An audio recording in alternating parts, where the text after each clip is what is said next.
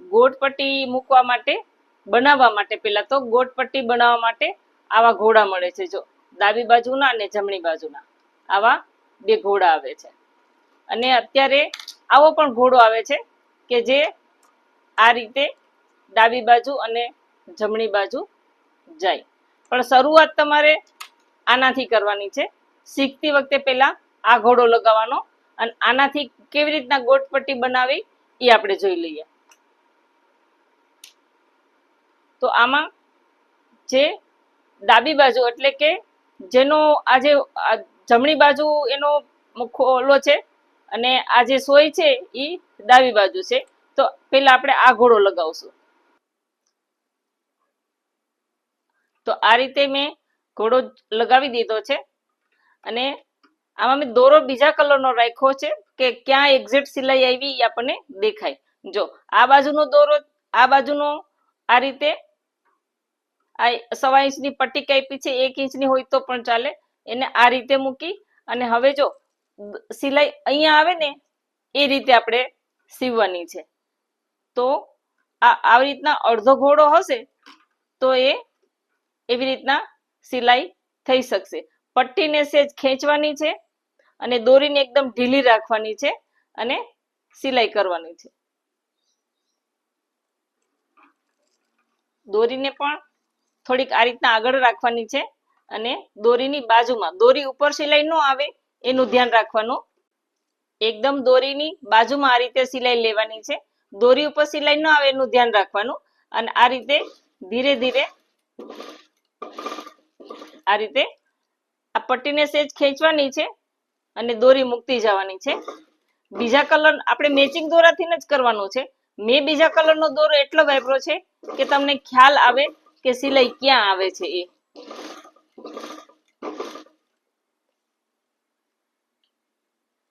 આને થોડી પ્રેક્ટિસ કરો તો વધારે સારી મુકાય. આમાં પ્રેક્ટિસ કરવી ખૂબ જ જરૂરી છે ગોટપટ્ટી બનાવવા માટે. આ રીતે અને આને દોરીને આવી રીતના અહીંથી પકડી અને સેજ ખેંચતું રહેવાનું છે કે જેથી દોરી છે ને ઢીલી ના થઈ જાય. આ રીતે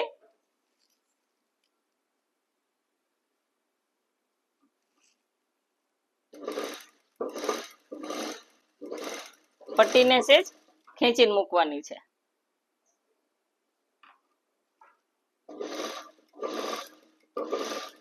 અને આવી ગોટપટ્ટી માટેની આવી દોરી મળે જ છે. આ ટાઈપની દોરી માર્કેટમાં મળે જ છે. આ રીતે હવે એને કાપો ત્યારે આ દોરીને આટલી આમ થોડીક મોટી કાપવાની આ રીતે અને એક વખત આવી રીતે આમ ખેંચી લેવાની ગોટપટ્ટીને આ રીતે. હવે એનો આ જે ભાગ છે બીજો ભાગ, આ છેડો છે, આ છેડાને આની ઉપર આવી રીતે, પણ આ સિલાઈ સુધી ન આવવો જોઈએ. આ સિલાઈ સુધી ન આવવો જોઈએ. આ રીતે અહીંયા આપણે સિલાઈ મારવાની છે. અહીંયા આ સિલાઈ ઉપર આ જે સિલાઈ મારી ને એના ઉપર આનો જે છેડો રહ્યો એના ઉપર ન આવવો જોઈએ. થોડોક આટલો છેટો રહેવો જોઈએ. તો આપણે એક સિલાઈ અહીંયા લગાવી દઈએ.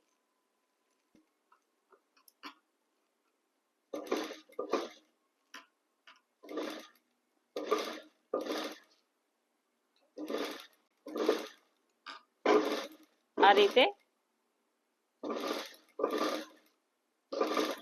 થોડીક મોટી પટ્ટી કપાઈ ગઈ હોય અને કદાચ આ રીતે સેજ આમ આવે, આ રીતે એમ થાય કે આની ઉપર આવી જાય છે તો આ ભાગને આવી રીતે કાપી નાખવાનો. આ મોટી નથી કપાણી, આ તમને શીખવાડવા માટે. આ રીતે હોય તો આ ભાગને આમ કાપી નાખવાનો, પણ આને ઉપર ન આવવું જોઈએ એવું ધ્યાન રાખવાનું. એવું ધ્યાન રાખવાનું.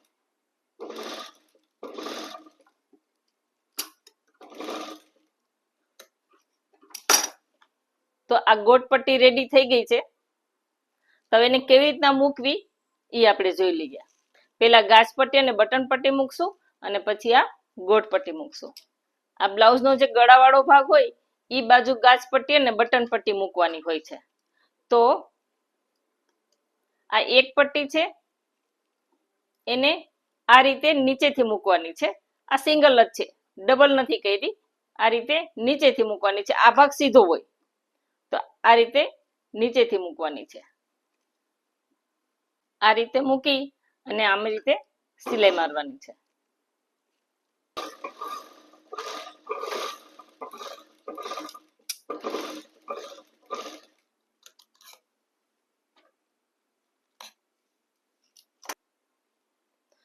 આ રીતે પટ્ટીને બહાર લઈ અને આ રીતે આમ ઉપર મૂકવાની છે. આ જે સિલાઈ આવી હોય એની ઉપર આ પટ્ટીને મૂકવાની છે. આ રીતે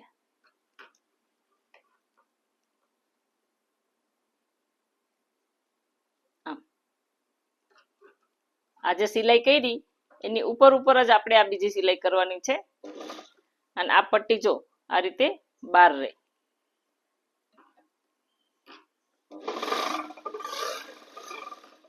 આ છે બટન પટ્ટી.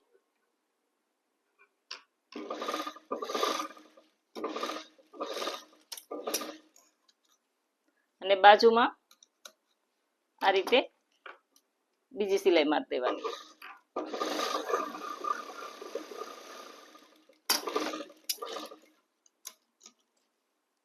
બીજા કલરનો દોરો એટલે વાપરો છે કે આમાં સ્પષ્ટ રીતે જોઈ શકાય. પેલા ઊંધી બાજુથી મૂકી અને સીધી બાજુ આપણે વાળી છે.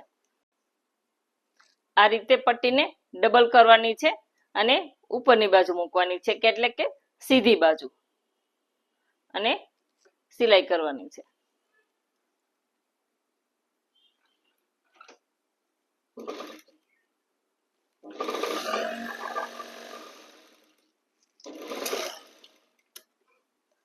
હવે જે આ પટ્ટી છે એના ઉપર અહીંયા ધાર છે. આ સિલાઈને આ બાજુ જ રાખવાની અને આ પટ્ટી ઉપર ધાર સિલાઈ મારવાની.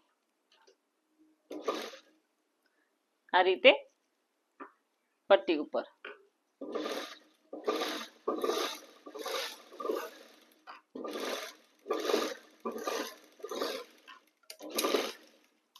આ રીતે પટ્ટી ઉપર ધાર સિલાઈ મારવાની અને આ પટ્ટીને આખી આમ વાળી દેવાની.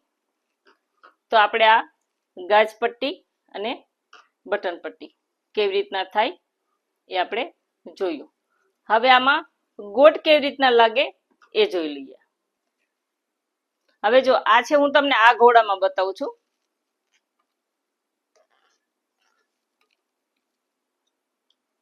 આમાં આ રીતનું સેટિંગ હોય છે કે આને સેજ ઢીલો કરી અને આ બાજુ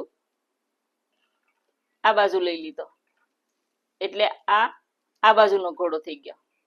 બરાબર. અને હવે ફિટ કરી દો તો આ બાજુનો ઘોડો થઈ ગયો. હવે આપણે ગોટ કેવી રીતના લાગે એ જોઈ લઈએ. હવે ગોટને જો આ સીધો ભાગ છે અને આ એનો ઊંધો ભાગ છે ગોટનો. હવે આ જે સીધો ભાગ છે એને આ રીતના ઉપર રાખવાનો. આ રીતના ઉપર રાખવાનો થોડોક આગળ. અને હવે આપણે જે પેલી સિલાઈ કરી છે ત્યાં જ સિલાઈ કરવાની. આ રીતે ગોઠવી અને અહીંયા આ રીતે કાપડ આવે. આ રીતે આ ગોટ હોય ઈ વાળું કાપડ થોડુંક આ રીતે બહાર રહે. આ રીતે કાપડ ગોઠવવાનું છે. સિલાઈ અહીંયા આવે એવી રીતે મારવાની છે. એકદમ ધીમા અને શાંતિથી સિલાઈ મારવાની. આમાં ધ્યાનથી જેમ વધારે ધ્યાન આપશો ને એમ આ વધારે સરસ ગોટનો આવશે. આ ગોટને સેજ આમ ખેંચવાની છે અને મૂકવાની છે.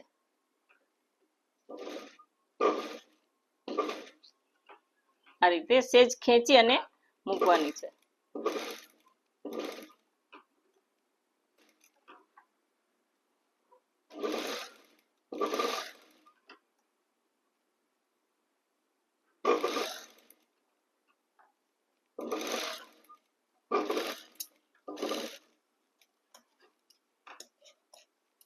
આ રીતના.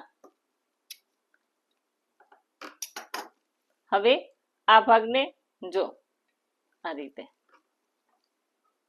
અને હવે જે સિલાઈ કરવાની છે એ ગોટ ઉપર પણ નહીં અને આના ઉપર નહીં, બંને વચ્ચે જે સિલાઈ છે ને ત્યાં સિલાઈ કરવાની છે.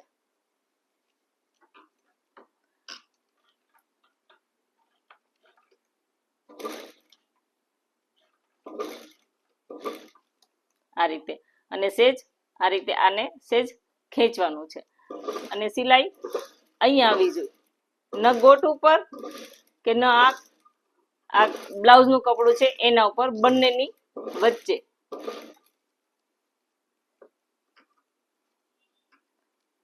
અને વચ્ચે વચ્ચે આ ગોટ કાપડને સેજ આ રીતે ગોટને સેજ ખેંચી લેવાની.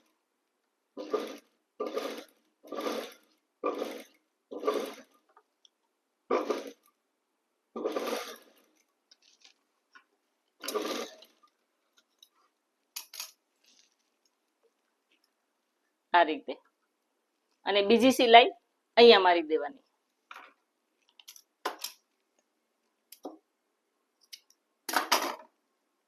આ રીતે આમ પટ્ટી વાળી અને બીજી સિલાઈ અહીંયા, એટલે આ બાજુ જે સિલાઈ ને બધું હોય એ બધું અંદર બેસી જાય. એ સિલાઈ મારતી વખતે આપણે જે ઘોડો નોર્મલી વાપરતા હોય વચ્ચેનો ઈ પોઈન્ટ વાપરવો પડે. આ રીતે, અને પાછો આ રીતે વચ્ચે કરી નાખવાનો. આ ઘોડો છે બધામાં ચાલે, ડાબી બાજુ, જમણી બાજુ અને વચ્ચે.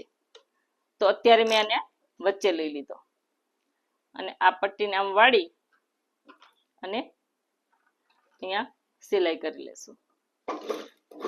ઈ સિલાઈ કરો ત્યારે અહીંથી આમ કરી અને આને આ રીતે શેપમાં આપવાનું, કે જેથી કરીને નીચેની જે ઉરેપ પટ્ટી હોય ઈ સરસ ખેંચાઈ જાય અને આ રીતે શેપમાં આવી જાય. આ રીતે સેજ સેજ ખેંચી અને મૂકવાની.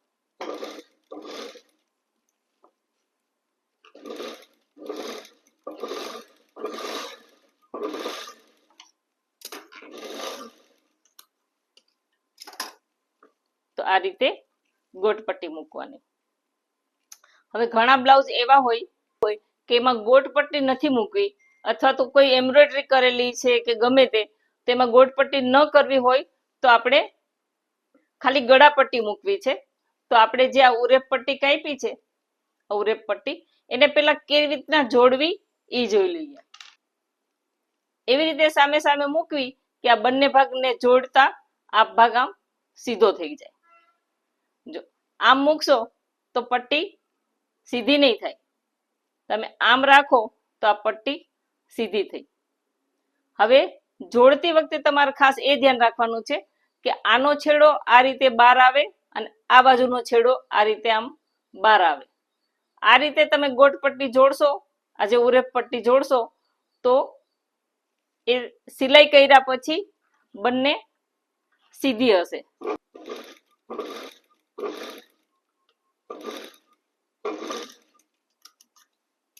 આપણે અહીંયા આ ખૂણો થોડોક આગળ રાખ્યો હતો, અહીંયા આ ખૂણો આગળ રાખ્યો હતો. હવે આપણે આ જોશું તો આ જે પટ્ટી છે એ આમ એક લાઈનમાં આવી ગઈ. હવે તમે છેડા બંને સાથે રાખો તો શું થાય એ હું તમને દેખાડું. કે ભાઈ તમે આમ ઊંચા નીચા નથી રાખ્યા અને આને આવી રીતે માપોમાપ રાખ્યા છે, તો શું કેવી રીતના જોઈન્ટ કેવું દેખાય એ હું તમને દેખાડું, એટલે તમને ખ્યાલ આવે.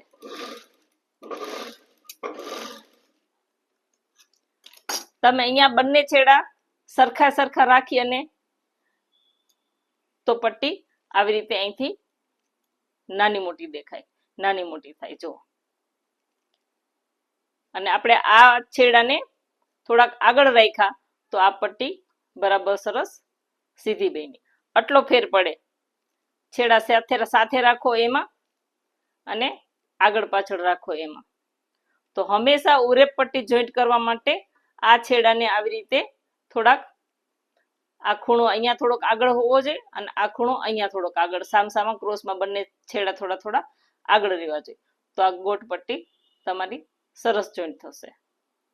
નતર પછી આવી જોઈન્ટ થશે. તો ગળા પટ્ટી મૂકતી વખતે આ રીતે આને સેજ ખેંચીને મૂકવાની છે.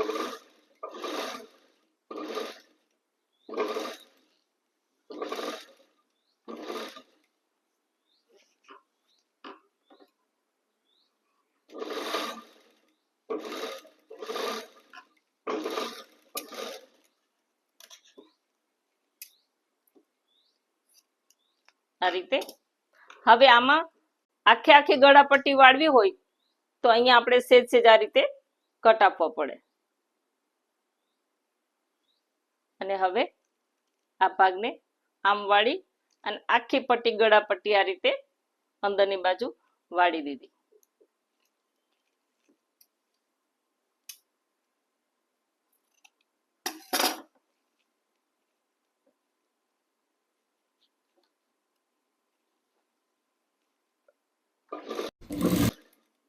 આ રીતે આને થોડી ખેંચવાની છે. આ પટ્ટીને આમ ખેંચીને મૂકવાની છે.